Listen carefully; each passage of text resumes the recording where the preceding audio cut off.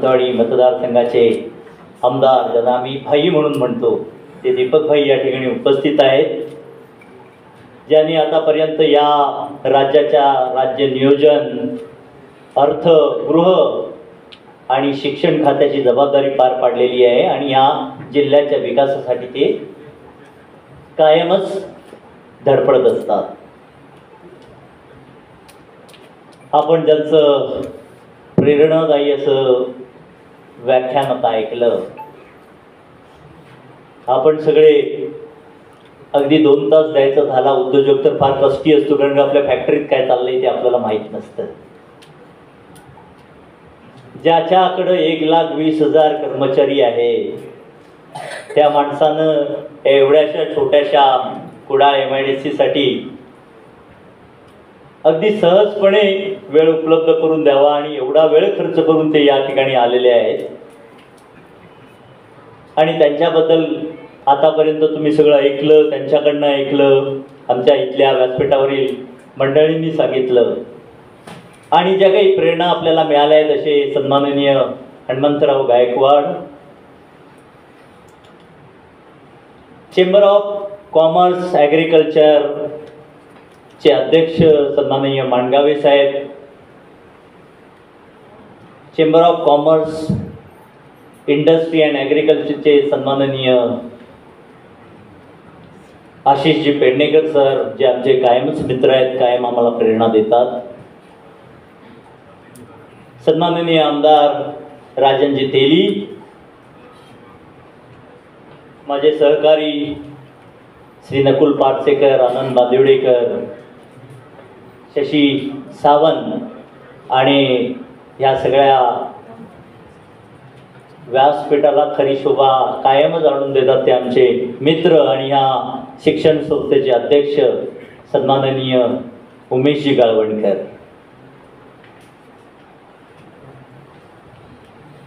आजचा खरा कार्यक्रम आदरणीय उद्योगमंत्री साहेबांच्या सत्काराचा आहे. सत्कार बरेच होत असतात, पण उद्योजकांनी आपण म्हणून अंगावर घेतलेला हा सत्कार का आहे, त्याची खरी पार्श्वभूमी आपल्याला सांगतो. साधारण 1977 सालामध्ये ही MIDC स्थापन झाली. कैलासवासी SN देसाई साहेबांनी त्याची स्थापना केली. उद्देश हा होता की मुंबई आणि पुणे शहरातील मोठ्या उद्योगांना या भागातनं जे छोटे पार्ट ॲक्सिलरीज असतात त्या पुरवल्या जातील. पण कच्चा माल मुंबईतनं आणायचा, पुण्यातनं आणायचा, त्याच्यावर प्रक्रिया करायची आणि मोडक्या तोडक्या रस्त्यानं तो पुन्हा शहराकडे पोचवायचा. आणि ते सुद्धा एकच दळणवळणाचं आपल्याकडे साधन म्हणजे तो राष्ट्रीय महामार्ग नावाचा मार्गच नव्हता. आता थोडा मार्ग तरी दिसतोय. रेल्वे नव्हती, दळणवळणाची सुविधा दुसरी, विमान नव्हतं, जवळ कुठचाच एअरपोर्ट नव्हता. अशा वेळी ही MIDC स्थापन झाली आणि मग जे काय व्हायचं ते झालं. जे उद्योग आले ते घाशा गुंडाळून निघून गेले आणि दिवसेंदिवस ही MIDC खाली खाली खाली खाली येत गेली. लोकांनी फक्त भूखंड घेतले, पण घडलं काहीच नाही. आमची कुडाळ MIDC इंडस्ट्री असोसिएशन त्याच्यासाठी गेले 35 वर्ष संघर्ष करत होते. त्यावेळीचे सगळे पदाधिकारी त्याच्यासाठी संघर्ष करत होते. पण ज्या MIDCत काही घडत नाही त्याच्यासाठी खर्च कसा करणार. त्यामुळे आमच्या MIDCत ना धड लाईट होती, ना धड वीज, ना धड पाणी होतं, ना धड रस्ते होते. ज्या मूलभूत समस्या असल्या पाहिजेत त्या पण नव्हत्या. अगदी कालच्या 3 वर्षापर्यंत असंच संघर्ष चालू होता. आदरणीय सामंत साहेब उद्योगमंत्री झाले आणि आम्हाला हुरूप आला, कारण त्यांची कर्मभूमी रत्नागिरी आणि जन्मभूमी सिंधुदुर्ग आहे. त्यामुळे एक आपला माणूस म्हणून एक प्रचंड असा आत्मविश्वास होता. आम्ही त्यांच्याकडे जात राहिलो. त्यांनी न बोलता कामं करत राहिले. कधी ते इथं कुठच्याही कार्यक्रमाच्या शुभारंभाला आले नाहीत की भूमिपूजनाला आले नाही. आपण बघताय की महामार्ग ते आपले MIDC जोडणारा रस्ता आमच्या डबल एक्सेल गाड्या आल्या की रस्ता अडकायचा आणि मारामाऱ्या व्हायच्या. आमचा उद्योजक भयंकर त्रासायचा. आता दुमार्गी दुपदरी असा सिमेंटचा रस्ता झाला आहे. आमच्या MIDC मध्ये सगळ्या उद्योजकांची अडचण होती की लाईट, प्रत्येक क्षणाला लाईट जायची साहेब. आजही जाते थोडीशी, थोडा प्रश्न आहे तुमच्याकडे मांडायचा, पण ती लाईट जाण्याचं प्रमाण इतकं होतं की आमच्या उद्योजकांचं अतोनात नुकसान व्हायचं. आणि पथदिवे तर 35 वर्षापूर्वी कधी लावलेले ते मोडकरीला आलेले, त्याचे पथदिव्यांचे पोल मोडून पडलेले. आणि आमचे उद्योजक म्हणायचे माझी लाईट पेटत नाही. पथदिवाच नाही तर लाईट कशी पेटणार हा प्रश्न आमच्यासमोर होता. त्यामुळे सुमारे 6.5 कोटी रुपये खर्च करून आमच्या संपूर्ण MIDC मध्ये जिथं जिथं लाईट नव्हती तिथं तर लाईट झाली. MIDC खूप पसरलेली आहे, त्यामुळं त्याच्यामध्ये नको ते चाळे जास्त चालायचे. अनेकांनी म्हटलं की आमची जरा गैरसोय झाली, इतक्या लाईट पेटल्या.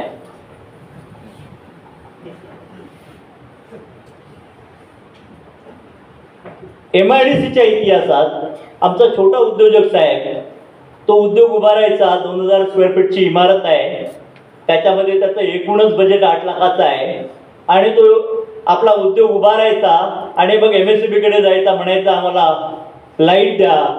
MSEB म्हणायची ट्रान्सफॉर्मर लावा. ज्याचा प्रोजेक्टच 10 लाखाचा आहे तो 18 लाखाचा ट्रान्सफॉर्मर कुठून लावणार हा एक प्रश्न होता. म्हणजे आपल्याला 18 HP कनेक्शन देणे एवढं सुद्धा या MIDC सुविधा नव्हती. सन्माननीय आदरणीय साहेबांना आम्ही साकडं घातलं. 7.5 कोटी रुपये 22 ट्रान्सफॉर्मर आपल्या MIDC लागले. आज कुठच्याही छोट्या उद्योजकाची अशी अडचण नाहीये की मला लाईटसाठी ट्रान्सफॉर्मर घ्यावा लागतोय. पाण्याची टाकी कमी पडत होती. दरवेळी आमच्याकडे फूड प्रोसेसिंग इंडस्ट्री आहे साहेब, आणि मग ज्यावेळी पाणी लागतं त्यावेळीच पाणी संपायचं. आपल्या मदतीनं जवळजवळ 3.5 कोटी रुपये खर्चून एक मोठी पाण्याची टाकी या ठिकाणी उभी राहते. पाण्याच्या आमच्या खालच्या धरणाची उंची वाढवायची होती, आपल्या मदतीमुळे ती उभी राहिली. कदाचित आपल्याकडे आकडा नसेल, जवळजवळ 37 कोटी रुपये आपण गेल्या 3 वर्षात आम्हाला मिळवून दिलेत. कुठचाही गाजावजा न करता, कधी त्याचं भूमिपूजन न करता. मला सांगायला आनंद होतोय की असं सगळं केल्यानंतर किमान लोकांनी भुवया बाहेरच्या लोकांनी उंचवल्या. MIDC तसं काय केलं साहेबांनी की एवढा मोठा सत्कार करताय. तर मी सांगू इच्छितो की आमच्यासाठी 37 कोटी रुपये 3 वर्षात दिले. आता आमच्याकडे अभिमानाने आमच्या उद्योजकाला आम्ही सांगतो की आमच्याकडे चांगली लाईट आहे, आमच्याकडे पाणी आहे, आमच्याकडे वीज आहे, तुम्ही या. त्याचा प्रभाव असा पडला की 3 वर्षात साहेब 70 उद्योग उभे राहिले. मागच्या 3 वर्षाचं जर रेकॉर्ड काढलं तर दरवर्षी 25 उद्योग बंद पडत. कारण की या ज्या MIDC मध्ये लाईट धड नाही, पाणी धड मिळत नाही, तिथं येणार कोण? आणि आज या MIDC मध्ये या MIDCचा असोसिएशनचा अध्यक्ष म्हणून मला माहित नाही की हल्ली लोक MIDC डिपार्टमेंटला हल्ली असोसिएशनच डिपार्टमेंट मांडायला लागले. ते माझ्याकडे येतात, म्हणतात मला 5 एकर जमीन पाहिजे. माझ्याकडे आता उद्योजकांचा ओघ आहे, आमच्याकडे जागा उपलब्ध नाही. माझं आपल्याला या निमित्तानं विनंती आहे, तुम्ही सगळं काही दिलंय, खूप मागणं खूप काही संयुक्तिक धरत नाही, पण तरी सुद्धा एक छोटीसं अजून एक घोंगडं आमचं अडकलेलं आहे. तुम्ही आम्हाला या संपूर्ण MIDC, कुडाळ, उद्यमनगर, इथलं पिंगुळी आणि तिथलं नेरूर असं एकच उपकेंद्र या ठिकाणी आहे. जनरली प्रत्येक उद्योग वसाहतीसाठी एक स्वतंत्र डेडिकेटेड उपकेंद्र असतं. प्रस्तावित आहे, त्याचा प्रस्ताव MIDC कडे सुपूर्द झालेला आहे. या भागाचे सन्माननीय आज निलेश राणे साहेब असते, त्यांच्या थोड्या प्रकृती अस्वस्थ्यामुळे येऊ शकले नाही, त्यांनीच तर या सगळ्या गोष्टी जुळून आणलेल्या आहेत. ते या ठिकाणी आमदार झाल्यानंतर त्यांनी खूप मोठा पुढाकार घेतला. स्वतः म्हणून कोणीतरी उद्योजकांची मीटिंग लावली. आमची खंत होती की आम्हाला कोण गृहीतच धरत नाही. त्यांनी स्वतः मीटिंग लावली आणि हा जो उपकेंद्राचा विजेचा प्रस्ताव मागून घेऊन त्यांनी सन्माननीय मंत्री महोदयांच्या मार्फत MIDCकडे पाठवलेला लवकरच मिळेल, घाई करायची गरज नाही. मला खात्री आहे की ते पण काम होईल आणि खऱ्या अर्थानं ही MIDC आहे त्या उद्योग घटकांना खूप चांगल्या सेवा देऊ शकेल आणि भरभराटीला आणू शकेल एवढी विकसित होईल. अजून खूप काही करता येण्यासारखं आहे. आमची विनंती आहे की साधारण 274 हेक्टर जागेमध्ये म्हणजे 770 एकर जमीन असलेल्या ह्या MIDC मध्ये 900 भूखंड आहेत. आत्ता आकडा वाढला, 300 युनिट चालत आहेत. 3 वर्षापूर्वी 180 युनिट होती. अजून वाढतोय, खूप वाढते आहे MIDC आणि खूप लोक विचारत आहेत. पण तो 900 आणि 300 मधला कुठेतरी आकड्यामध्ये गॅप आहे साहेब. मग अडचण काय आहे तर कोणीतरी ते प्लॉट घेतले आहेत, काही कारणामुळे बंद पडले आहेत. वेकंट प्लॉट तर खूपसे नाही आहेत, त्याच्यासाठी जे आहेत त्याच्यासाठी चांगले प्रयत्न चालू आहेत. आमची एक विनंती राहील की जे काही अडवून राहिलेले प्लॉट आहेत, भूखंड आहेत, जे गेले 25 वर्ष बंद आहे. आम्ही म्हणणार नाही की उद्योजकाचे कुठचेही भूखंड काढून घ्या, ते उद्योजकाला सोबत नाही. पण अशा उद्योजकांची जर विशेष बैठक बोलवली आणि काही तडजोडीनं अशा लोकांना ते भूखंड काढून ते ज्यांना करू इच्छितात त्यांना देण्याची प्रक्रिया झाली तर ह्या MIDCला खूप चांगले दिवस येतील असं मला ठाम विश्वास वाटतो. आता सिंधुदुर्ग जिल्हा, कोकण खूप वेगानं बदलतंय. राष्ट्रीय महामार्ग आपला मोठा लवकरच पूर्णत्वास येईल. या बाजूने मागच्या बाजूने MIDCचे आमचा रेवस रेडी मार्ग जातोय, शक्तीपीठ रोड येतोय. दळणवळणाच्या सुविधा खूप मोठ्या प्रमाणावर विकसित होत आहेत. एक छोटं विमानतळ असेल ना ते आपल्याबरोबर आहे. एक बॉर्डरवर आमच्या विमानतळ आहे. जलवाहतुकीचे सुद्धा काही चांगले निर्णय होत आहेत. बंदरांच्या विकासाचे, वेंगुर्ला आणि विजयदुर्गच्या चांगले विकासाचे निर्णय होत आहेत. त्याच बरोबरीने जर ह्या MIDC मध्ये जे काही विकसित आहे त्याचा फायदा घेऊन जर ही MIDC जी अजून पुढेपर्यंत वाढवता येईल का, अतिरिक्त MIDC मध्ये अजून काही आपल्याला जागा अधिकृत करून जर घेता आलं तर असलेल्या पायाभूत सुविधांचा पुरेपूर असा वापर होईल असं मला वाटतं. आणि त्याच्यासाठी जर आपल्या धोरणात्मक स्तरावर जर काही विशेष बैठका घेऊन करता आलं तर मला सांगायला आनंद वाटतो की ह्या MIDC मध्ये खूप मोठ्या उद्योजकांना, आतापर्यंत फक्त आणि फक्त छोटे उद्योजक येत होते, आता मोठे मोठे उद्योग यायला लागले आहेत. इथल्या साधन संपत्तीवर आधारित उद्योजक यायला लागलेले आहेत. आणि त्याच्यासाठी जर काही अशा प्रकारचे धोरणात्मक बदल आणि काही सपोर्टिव्ह भूमिका आपल्या माध्यमातून झाली तर ही MIDC आणखी वेगळ्या MIDCची गरज भासणार नाही. हीच MIDC एक खूप मोठी उद्योग भरारी घेणारी MIDC म्हणून पुढे येईल अशी मला खात्री वाटते.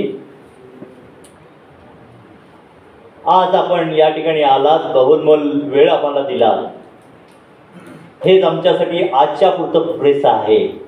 आणि एक पूर्ण तुमच्याप्रती कृतज्ञता व्यक्त करण्यासाठी म्हणून आमचा हा सगळ्या उद्योजकांनी कार्यक्रम त्या ठिकाणी आयोजित केलेला आहे.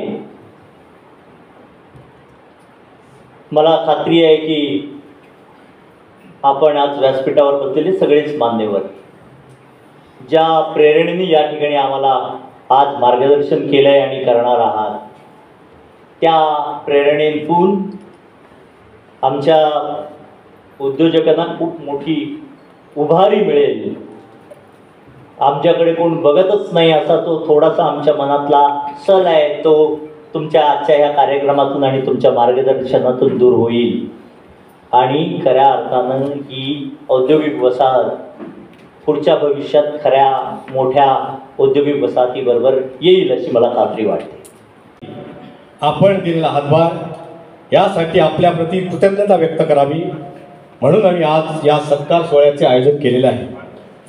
आपली दूरदृष्टी नेतृत्वाखाली संपूर्ण महाराष्ट्रात उद्योगासाठी एज ऑफ डुईंग बिझनेस म्हणजे व्यवसाय सुलभता आपण वाढवली, ज्यामुळे राज्यात मोठ्या प्रमाणात गुंतवणूक आकर्षित झाली. राज्याच्या विविध भागात औद्योगिक विकासाचे संतुलन राखण्यासाठी आपण अविरत करत असलेले प्रयत्न खरोखरच कौतुकास्पद आहे. उच्च व तंत्रशिक्षण मंत्री म्हणून आपण केलेले कार्य अत्यंत मोलाचे आणि स्पृहणीय आहे. आम्हाला या गोष्टीचा सार्थ अभिमान आहे की आपण सिंधुदुर्ग जिल्ह्याचे सुपुत्र असल्याने संपूर्ण कोकणचा विकास हाच आपला ध्यास व श्वास आहे आणि याच ध्येयाने आपण तळागाळातील आणि सर्वसामान्यांसाठी झपाटून काम करत आहात. 2004 मध्ये पहिल्यांदा आपण महाराष्ट्र विधानसभेवर निवडून गेला. त्यानंतर आपला राजकीय आलेख हा या क्षणापर्यंत उंचावलेला आहे.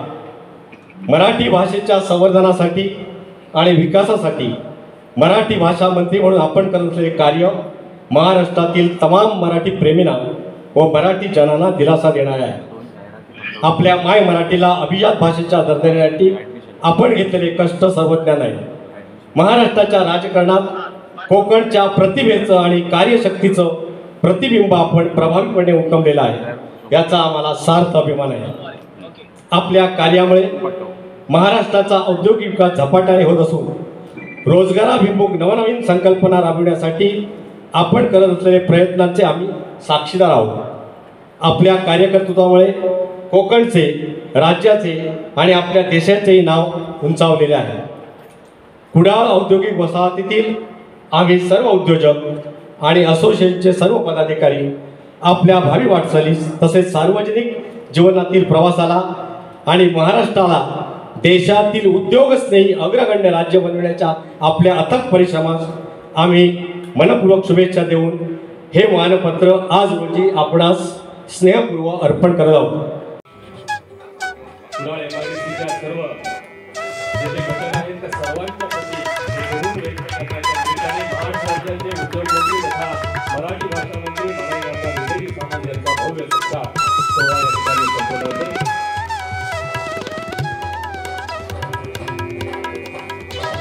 इंडस्ट्री असोसिएशनच्या वतीने या ठिकाणी सन्मान केंद्र दिलं जात आहे. उपाध्यक्ष बांदुरेकर, अध्यक्ष मोहन वडावेकर, सचिव ॲडव्होकेट प्रफुल्ल पाचेकर, संचालक सुजिता चव्हाण आणि सर्व पूर्ण टीम यांच्या वतीनं हा सन्मान केंद्र या ठिकाणी दिलं आणि सन्मानपत्र संचालक अमित वडूर आणि कुडाळ MIDC इंडस्ट्री असोसिएशनचे सर्व संचालक सदस्य यांच्या वतीने या ठिकाणी दिले जाते.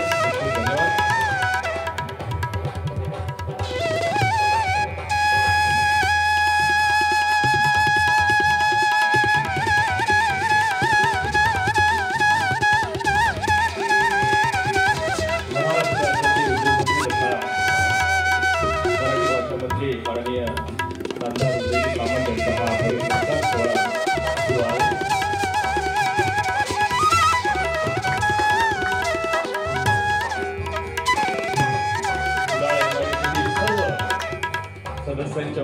मानकरे आदरणीय आशिष पेडणेकर, त्याचप्रमाणे असोसिएशनचे अध्यक्ष, सचिव आणि सर्वच पदाधिकारी. कार्यक्रमाला बराच वेळ झाला आहे, त्याच्यामुळे आपला जास्त वेळ घेणार नाही. कोकणच्या सुपुत्राने उद्योग खात्याची जबाबदारी स्वीकारल्यानंतर कशा तऱ्हेने आपल्या या MIDCमध्ये बदल झाला याच्याबद्दल आपले अध्यक्ष यांनी आपल्या मनोगतामध्ये सविस्तरपणे सांगितलेलं आहे. त्याची पुनरावृत्ती मी करणार नाही. आपल्याला मी मनापासून उदयजी आभारी आहे की अनेक वर्षाचं जे शल्य सिंधुदुर्गवासियांच्यामध्ये होतं की MIDCमध्ये काही बदल होत नाही आणि MIDCमधल्या इंडस्ट्रीज कमी होत आहेत, ते तुमच्या या पुढाकारामुळे दूर झालं आणि एक नवीन प्रेरणा, नवीन चेतना या MIDCला लाभली आणि खऱ्या अर्थाने आज ही MIDC बहरत आहे. त्याच्याबद्दल मी आदरणीय होडावडेकर साहेब, पारसेकर आणि त्यांच्या सर्व सहकाऱ्यांचं मनापासून अभिनंदन करतो. उदयजी खरं तर हा माझा मतदारसंघ नाही, परंतु आपला सत्कार आणि त्या निमित्ताने मला मुद्दाम या ठिकाणी बोलवलं त्याच्याबद्दल होडावडेकर साहेब मी आपला आभारी आहे. मी मनापासून उदयजींचं या ठिकाणी अभिनंदन करतो आणि MIDC जे चांगले उपक्रम या ठिकाणी राबवते त्याच्याबद्दल त्यांचं मनापासून अभिनंदन करून माझे 2 शब्द संपवतो. जय हिंद, जय महाराष्ट्र. कुडाळ इंडस्ट्रीज असोसिएशनच्या या कार्यक्रमाच्या निमित्तानं व्यासपीठावर उपस्थित असलेले आम्हा सर्वांचेच मार्गदर्शक, या जिल्ह्याचे माजी पालकमंत्री आणि सावंतवाडी मतदारसंघाचे लोकप्रिय आमदार आदरणीय दीपकभाई केसरकर, त्यांच्याकडनं प्रत्येक मराठी उद्योजकांना प्रेरणा घेतली पाहिजे असे मराठी उद्योजकांचे प्रेरणास्त्रोत प्रख्यात उद्योजक हनुमंतराव गायकवाड, माजी आमदार राजन तेलीसाहेब, रवींद्रजी माणगावे, आशिषजी पेडणेकर, मोहनजी होडावडेकर, अकुलजी पारसेकर, आनंदजी नांदेवडेकर, शशिकांतजी चव्हाण, उमेशजी, व्यासपीठावर सर्व सन्माननीय मान्यवर, सुभाषजी मयेकर, सौदागर साहेब आणि मोठ्या संख्येनं उद्योजक बंधू आणि भगिनींनो, गेले 2 महिने असोसिएशनचे अध्यक्ष माझा सत्कार करणार आहेत असं माझ्या कानावर होतं, पण परवाच्या दौऱ्यामध्ये त्यांनी माझा सत्कार करण्याचं निश्चित केलं, माझ्याकडनं तारीख घेतली. इथं येईपर्यंत मी किती कोटीची कामं केली हे मलाच माहीत नव्हतं, पण इथं आल्यानंतर मला कळलं की मी 37 कोटीची कामं केली. पण ते म्हणाले की मी नारळ फोडायला येत नाही. मी खरंच नारळ फोडायला येत नाही, मी नारळ वाढवायला येतो आणि काही लोकांवरनं नारळ वळवून टाकतो. त्याच्यामुळं नारळ फोडायला यायचं, श्रेय घ्यायला यायचं ही मला देखील सवय नाही, दीपक भाईंना देखील नाही आणि विशेषतः तुमचे आमदार निलेशजींना देखील नाही. मी त्यांचा उल्लेख प्रामाणिकपणाने एवढ्यासाठीच करणार आहे की काल रात्री 12च्या आमच्या पक्षीय बैठकीला ते उपस्थित होते. आज सकाळी देखील त्यांनी मला फोन केला होता की या कार्यक्रमाला यायचं आहे, परंतु गेले 3 दिवस ते आजारी होते, दवाखान्यामध्ये देखील दाखल होते आणि म्हणून सकाळी परत त्यांची तब्येत थोडी बिघडल्यामुळे त्या कार्यक्रमाला येऊ शकले नाहीत. पण काल रात्री मी या कार्यक्रमाला येणार म्हटल्यानंतर त्यांनी सांगितले की जर तुम्ही MIDCचे मंत्री म्हणून सत्काराला येणार आहात तर उद्या मी तुमच्याकडे अमुक अमुक एक मागणी करणार. ती पहिली मागणी मी आपल्याला सांगतो. MIDCच्या क्षेत्रामध्ये आपण किती विकास कामं केली याच्यापेक्षा माझ्या दृष्टीनं 3 वर्षात 70 उद्योजक वाढले हे माझ्या दृष्टीनं महत्त्वाचं आहे. आणि या कुडाळ मालवण मतदारसंघाला पायाभूत सुविधा निर्माण करून देणं ही बाकीच्या विभागांची जशी जबाबदारी आहे तशी माझ्यासारख्या कार्यकर्त्याची देखील जबाबदारी आहे. म्हणून रात्री 2:30 वाजता त्यांनी माझ्याकडे मागणी केली की MIDCनं पूर्वी काहीतरी कुडाळच्या तरुण मुलांसाठी खेळायला मैदान देतो अशा पद्धतीची घोषणा केली होती. काही कागदपत्र देखील तयार झालेले आहेत, परंतु असोसिएशनच्या साक्षीनं आणि कुडाळकरांच्या साक्षीनं मी आपल्याला वचन देतो की निलेश राणेंनी मैदानाची जी मागणी केलेली आहे ती देखील पुढच्या आचारसंहितेनंतर पूर्ण केली जाईल आणि ते मैदान देखील तरुण तरुणींना खेळण्यासाठी एक चांगली क्रीडा प्रबोधिनी म्हणून विकसित केलं जाईल. शेवटी लोकप्रतिनिधींची मानसिकता काय असते याच्यावर देखील आपला विकास अवलंबून असतो. राजकारण ठीक आहे, राजकारण आपण करत असतो, राजकारण करत असताना अनेक काही गोष्टी घडतात, परंतु राजकारणाच्या पलीकडे जाऊन देखील विकास आहे हे दाखवण्याचा प्रामाणिकपणाचा प्रयत्न माझ्यासारख्या कार्यकर्त्यानं 3 वर्षापूर्वी एकनाथ शिंदे साहेबांच्या नेतृत्वाखाली सुरू केला. कारण त्याच्या अगोदर मी उच्च व तंत्रशिक्षण विभागाचा मंत्री होतो आणि राणेंबरोबर भांडण्यासाठी मला या जिल्ह्याचा पालकमंत्री केलं होतं. हे किती हुशार नेते असतात तेव्हा मला कळलं नाही. मला वाटलं की जन्मभूमीचा पालकमंत्री मला केलंय, पण नंतर माझ्या लक्षात आलं की राणेंबरोबर भांडण्यासाठी उदय सामंतला इकडे पाठवलं.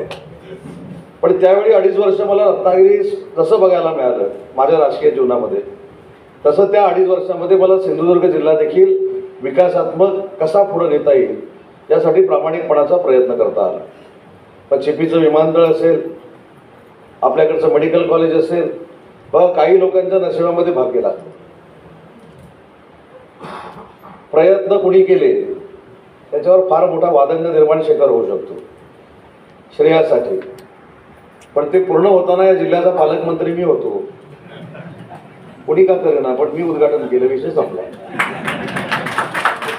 त्याच्यामुळे जे नियतीनं घडवलेलं असतं तेच होतं. किती आपण दगडावर डोकं आपटलं तर आपलं डोकं रक्तबंबाळ होतं, पण त्याच्यातनं दुसरा काय चांगला मतदार्थ निघतो किंवा आउटपुट निघतो अशातलं होत नाही. हे माझ्या 2.5 वर्षाच्या पालकमंत्र्याच्या कालावधीमध्ये मी बघितलं.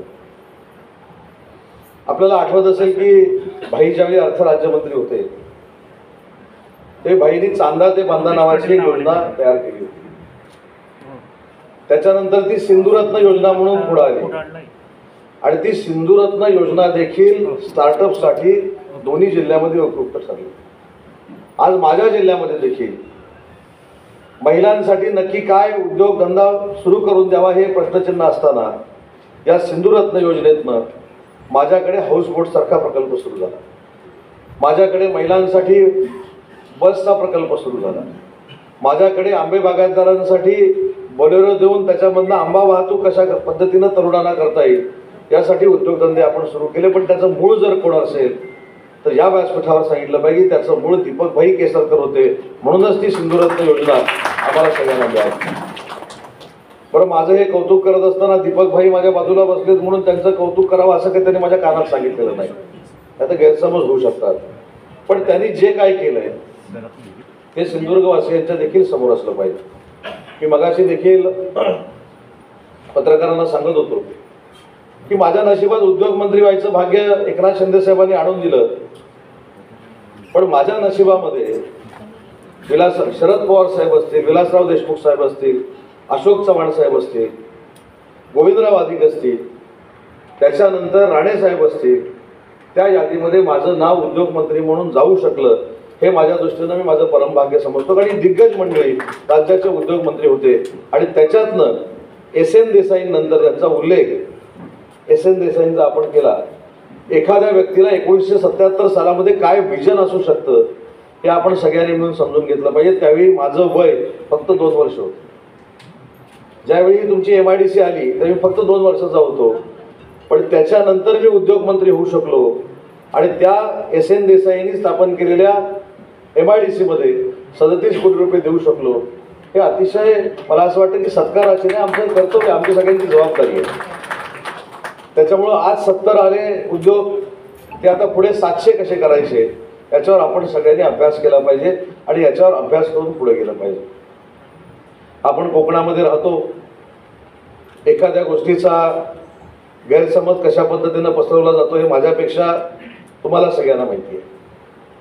मध्ये आमच्या MIDCने एक असा निर्णय घेतला की आडाळीमध्ये जी सखल दऱ्याखोऱ्यांची जमीन आहे, मुद्दाम त्याचा मी उल्लेख करतो की जिथं दऱ्याखोऱ्यांची जमीन आहे, आपला जिल्हा पर्यटन जिल्हा आहे आणि पर्यटन जिल्ह्याच्या निमित्तानं जर आपण तिथे गोल्फ कोर्स करू शकलो तर अतिशय चांगल्या पद्धतीचा परदेशी पर्यटक आपल्याकडे येईल आणि टुरिझम वाढेल, अशा पद्धतीची आमची एक संकल्पना होती. कुणी त्याचा विचार केला नाही.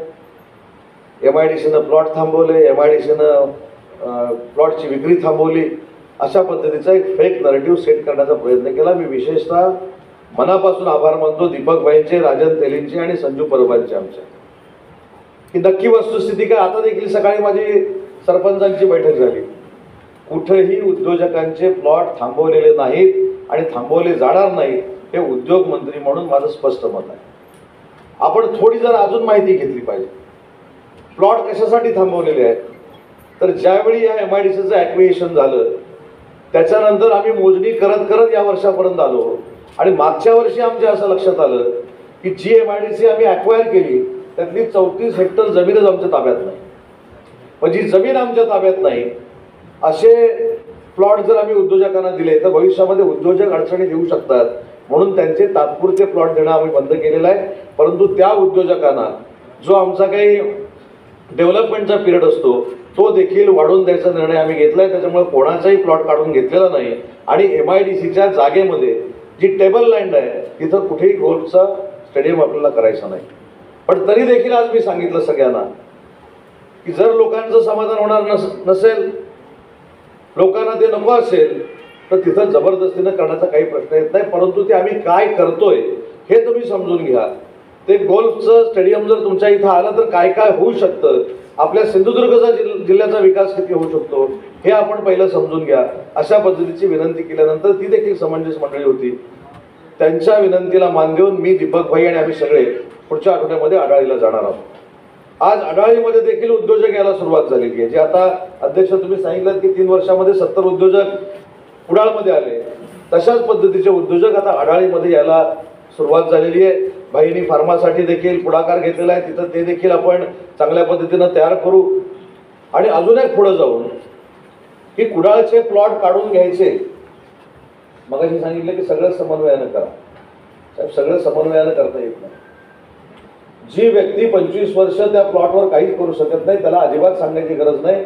तुमचं बोलणं झाल्यानंतर मी आरोना बोलून घेतलेलं आहे. उद्याच्या उद्या त्या सगळ्यांना नोटिसेस घेतील, त्यांचे खुलासे घेतील आणि जो योग्य खुलासा होणार त्यांचा प्लॉट काढून घेईल. शेवटी आपण उद्योजकांना बांधलेलं आहे. आता समजवायला ते काही राजकारण आहे का?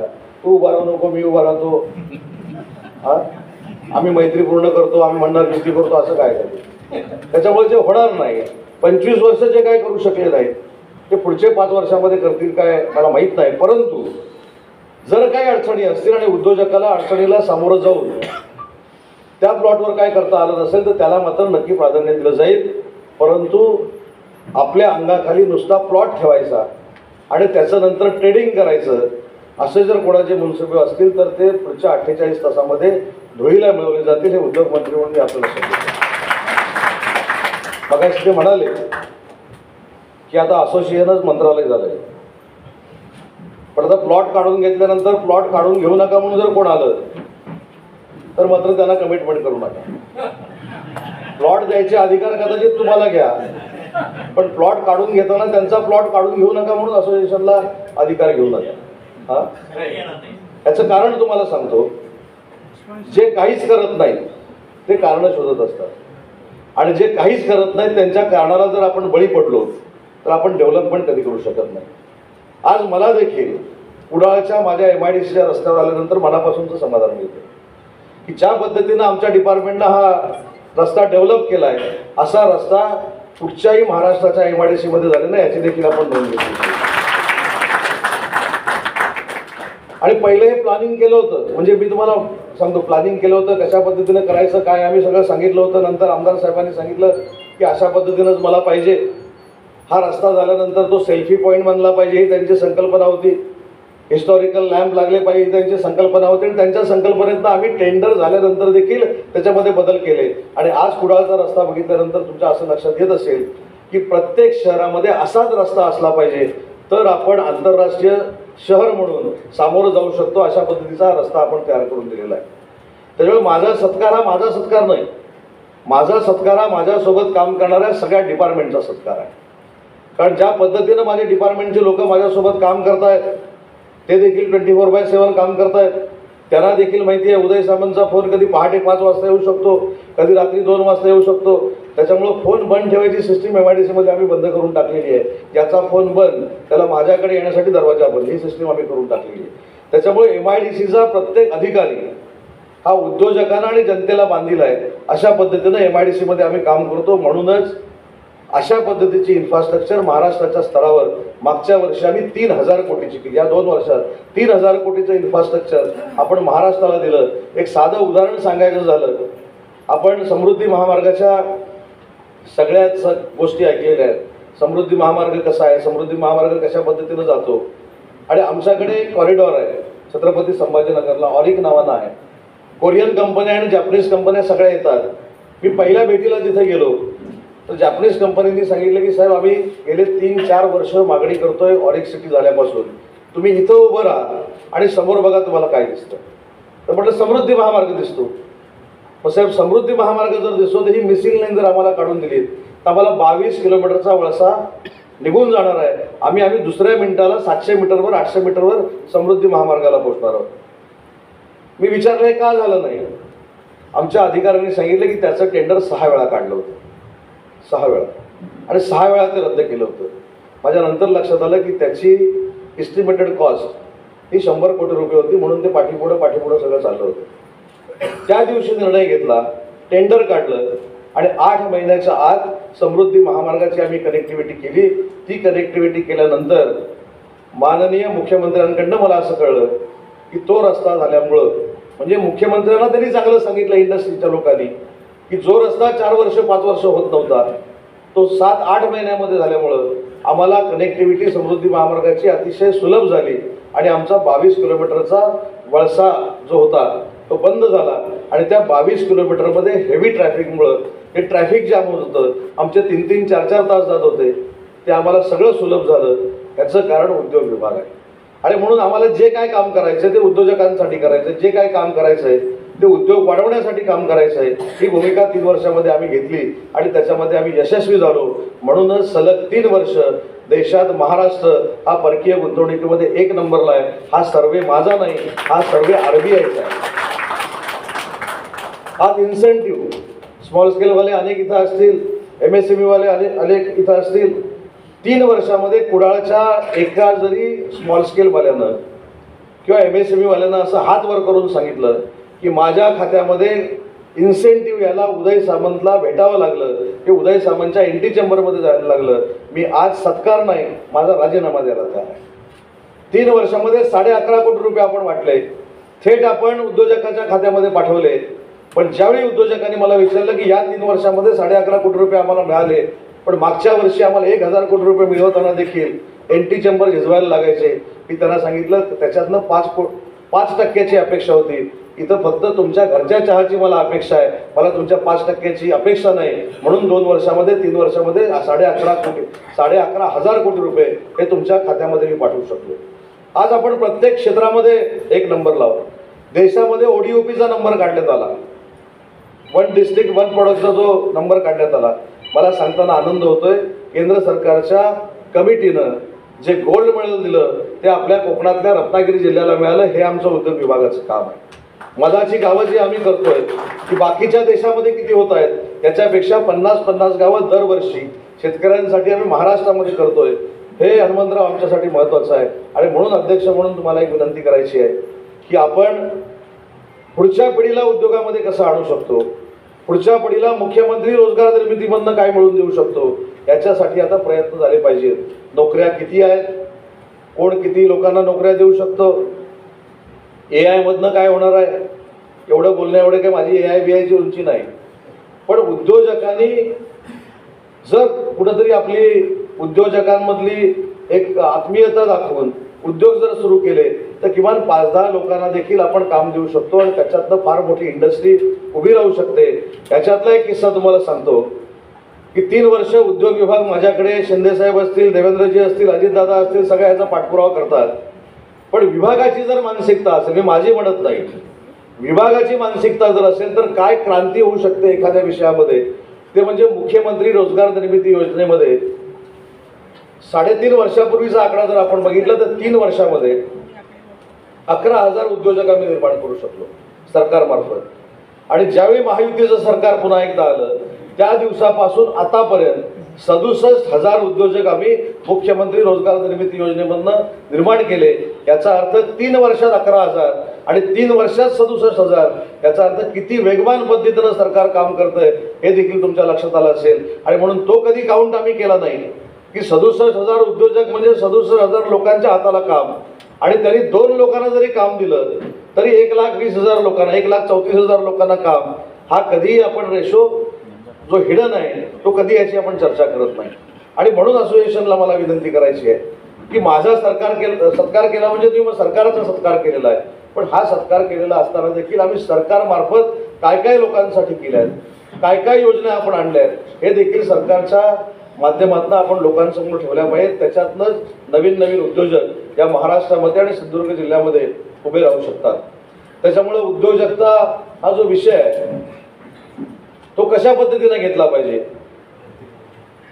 नाही, हनुमंतरावांची फ्लाईट असल्यामुळे जात आहे, पण त्यांचं उदाहरण मी सांगतो. राष्ट्रपतीच्या कार्यालयात गेलो तरी बीबीजी, एअरपोर्टवर आलो तरी बीबीजी. म्हणजे एखाद्या क्षेत्रामध्ये, म्हणजे मी तर कधी कधी त्यांना विचारतो, ज्यावेळी मी त्यांच्याशी चर्चा करतो ते मला ज्यावेळी सांगतात की सुरुवातीला काम करत असताना शौचालय साफ करण्याचं काम हनुमंतराव गायकवाड करतायत त्याच्यामधनं ज्यावेळी चर्चा सुरू झाली त्यावेळी त्यांच्याबद्दलचा एक वेगळा आक्षेप उद्योजकांमध्ये घेतला गेला की हा मराठी माणूस, म्हणजे मी तो शब्दप्रयोग फक्त करत नाही, त्यांनी कदाचित त्यांच्या भाषणात सांगितलं की नाही मला माहीत नाही, पण हा उद्योजक असं काय करतोय, हे असलं कसलं काम करतोय, शौचालय धुवायचं, अशा पद्धतीनं त्यांना क्रिटिसाइज केलं गेलं. परंतु आज आपल्या सगळ्यांना अभिमान पाहिजे, आज त्या क्षेत्रामध्ये या देशामध्ये सगळ्यात मोठा कोण माणूस असेल तर तो हनुमंतराव गायकवाड आहे, हे देखील आपल्याला माहिती असलं पाहिजे. आणि मी कधी कधी त्यांना सांगतो तुम्हाला घाबरलं पाहिजे. आता तुमचं एवढं म्हटलं मोठं वशिला आहे, राष्ट्रपतीकडे वशिला काय तर राष्ट्रपतीची अडचण, पंतप्रधानांकडे वशिला तिथं पण तेच आहे, सर्वोच्च न्यायालयाकडे पण तेच आहे, मुख्यमंत्र्यांकडे पण तेच आहे, रेल्वेवर पण तेच आहेत, एसटी स्टँडवर पण तेच आहेत. म्हणजे तुम्ही कुठेही आमची अडचण करू शकता. एवढंच नाही तर तुमच्या विरोधात गेल्यानंतर तुम्ही आमचं तिकीट पण कापू शकता, एवढी तुमची आता ताकद मोठी झालेली आहे. एक मराठी माणूस स्वतःच्या हिमतीवर काय करू शकतो त्याचं लेक्चर तुम्ही जे ठेवलंय, मला असं वाटतं की असे अनेक हनुमंतराव गायकवाड या सिंधुदुर्गातनं आणि या कोकणातून निर्माण करण्याची जबाबदारी आज या कार्यक्रमाच्या निमित्तानं आपण सगळ्यांनी मिळून स्वीकारली पाहिजे. आणि अध्यक्षांचं मी जे बघितलं, मी सगळा कार्यक्रम पत्रिका बघत असताना त्यांनी स्वतःला 8 मिनिटं घेतली होती. हे अध्यक्ष तुम्हीच ना, पण बोलले ते 27 मिनिटं. त्याच्यामुळे कधी काय करायचं हे अध्यक्षांना चांगलं माहिती. पण अध्यक्षांची जी भावना आहे किंवा पदाधिकाऱ्यांची जी भावना आहे की उद्योजकांना ताकद देणं, उद्योजकांना पुढं नेणं, आणि ज्या ठिकाणी आज आपण कार्यक्रम करतोय त्या शाळेचं नाव बॅरिस्टर नाथपैंचं आहे. आणि बॅरिस्टर नाथपै हे राजकारणाच्या दृष्टीनं कोकणातल्या मला असं वाटतं की प्रत्येक राजकारणाचे आयडॉल असले पाहिजे. प्राध्यापक मुलदंड होते हे देखील आयडॉल असले पाहिजे. आणि अशा कोकणातनं माझ्यासारखा उद्योगमंत्री झाला आहे हे माझ्या दृष्टीनं महत्त्वाचं आहे. आणि म्हणून त्यांनी जो काही विकास कामाचा ट्रॅक आखून दिलेला आहे, त्यांनी जी काय महामार्ग आखून दिलेला आहे, त्याच्यावरनं आपली स्वतःची पायवाट जर बनवली तर असे अनेक सत्कार आमच्यासारख्या कार्यकर्त्यांचे होत राहतील.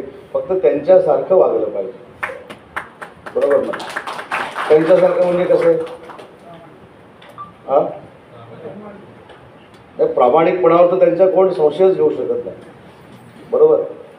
पण त्यांच्यामध्ये जो नम्रता होती, त्यांच्यामध्ये जी वागण्याची पद्धत होती, त्यांच्यामध्ये जे काही अभ्यासू वृत्ती होती, म्हणजे मी बॅरिस्टर नाथपै साहेबांबद्दल ज्यावेळी काही वाचलं किंवा ऐकलं, ते कंदिलावर 2 भाषेमध्ये देशात भाषण करणारा पहिला जर माणूस कोण होता तर बॅरिस्टर नाथपै होते. तर का इंग्रजीमध्ये का?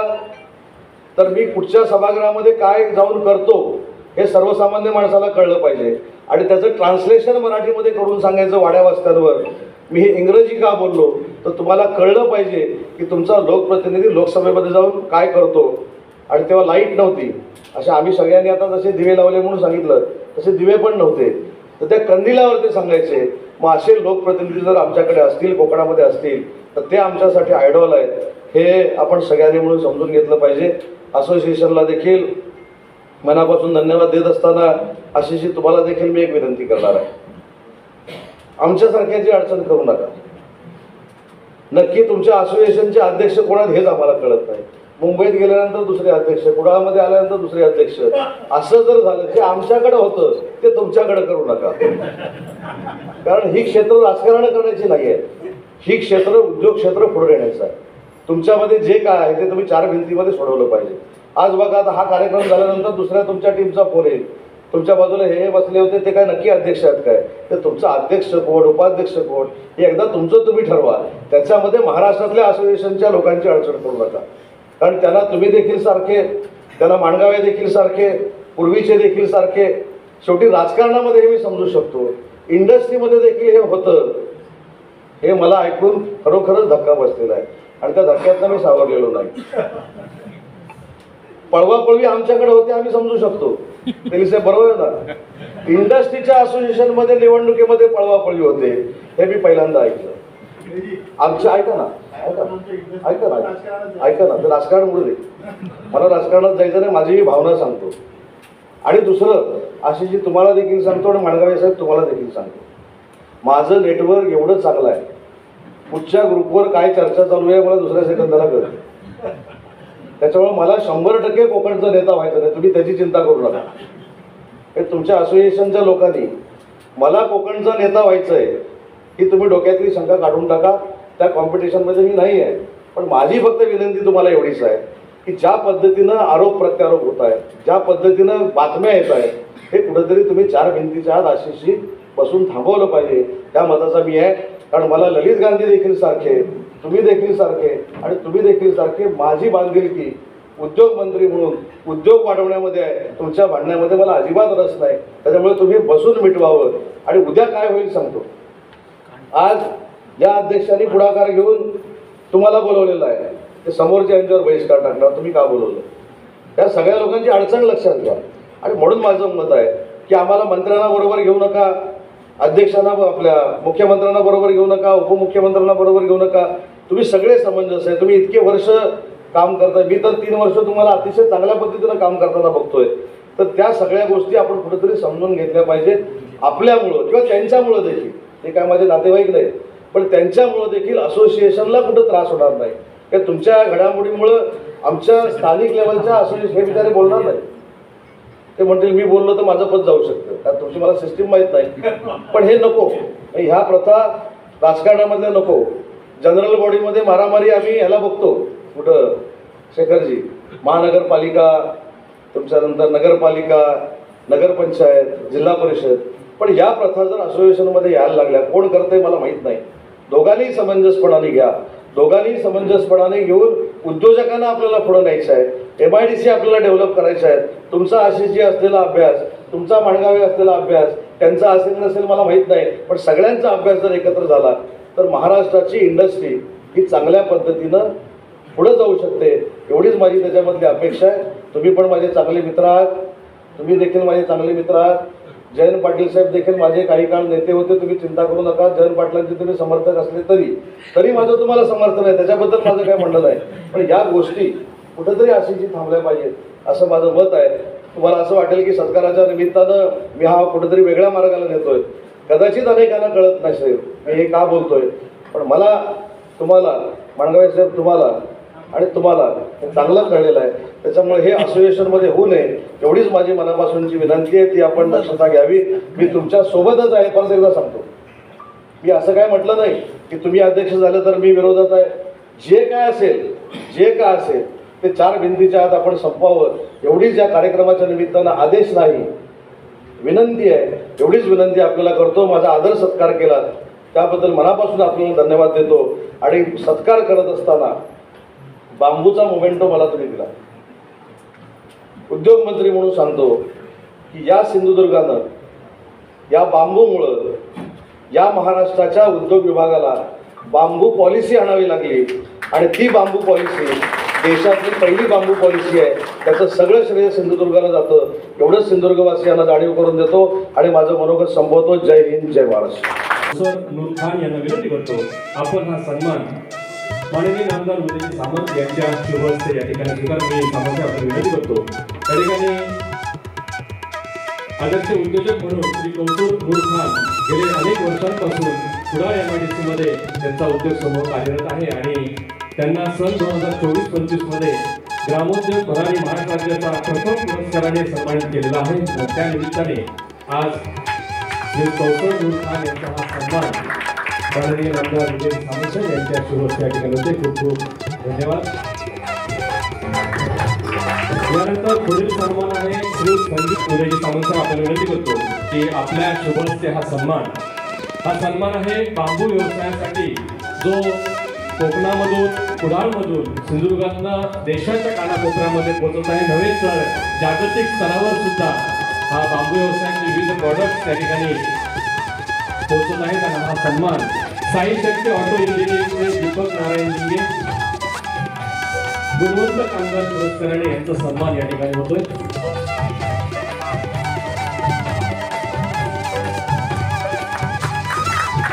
यानंतर पुढील सन्मान आहे सुमो कंटेनरचे शिवाजीराव यांचा सन्मान माननीय आमदार उदयजी सामंत साहेब यांच्या शुभ हस्ते या ठिकाणी होतोय. हे सर्व गुणवंत पुरस्कार 2025 कुडाळ MIDC इंडस्ट्रीजच्या वतीने या ठिकाणी दिले जात आहे. यानंतर पुढील सन्मान आहे माननीय आमदार दीपकभाई केसरकर यांच्या शुभ हस्ते स्वीकारायचा. यानंतर पुढील सन्मान होणार आहे Shri next drive auto service LPTचे श्री अमोल विठ्ठल सोडकर माननीय आमदार दीपकभाई केसरकर यांच्या शुभ हस्ते तरुणी संघचे श्री प्रकाश कृष्णा कुलकर यांचा सन्मान या ठिकाणी होतो. माननीय आमदार दीपकभाई केसरकर यांच्या शुभ हस्ते नेक्स्ट ड्राईव्ह ऑटो सर्व्हिसचे श्री अमोल विठ्ठल कुलकर यांचा हा सन्मान गुणवंत कामगार पुरस्कार 2025 म्हणून कुडाळ MIDC इंडस्ट्री असोसिएशनच्या वतीनं हा सन्मान या ठिकाणी होतोय. खूप चांगला उपक्रम कुडाळ MIDC इंडस्ट्री असोसिएशनच्या वतीने गेले 3 वर्षांपासून हा सुरू आहे. यावर्षीचे हे मानकरी गुणवंत कामगार पुरस्कार या ठिकाणी सन्मानित होत आहेत. महाराष्ट्र फॅब्रिकेटरचे श्री लक्ष्मण सुदाम करगुटकर, त्यानंतर मयूर ॲग्रो प्रॉडक्टचे श्री बाळा संतोष कुंभार यांनी तयारीत राहायचं. त्यानंतर पुढील सन्मानासाठी श्री सुनील भाऊ कुरुळेकर यांनी तयारीत राहायचं. मयूर ॲग्रो प्रॉडक्टचे श्री बाळा संतोष कुंभार यांचा सन्मान माननीय श्री रवींद्र मांजरावे यांच्या शुभ हस्ते होतो. गुणवंत कामगार पुरस्कार सन 2025, यानंतर कामगार पुरस्कार सन 2025 कुडाळ MIDCतील या विविध उद्योगातील आदर्श गुणवंत कामगारांसाठी हा यावर्षीचा दिला जाणारा पुरस्कार आणि यावर्षीचे सर्व मानकरी या ठिकाणी खूप खूप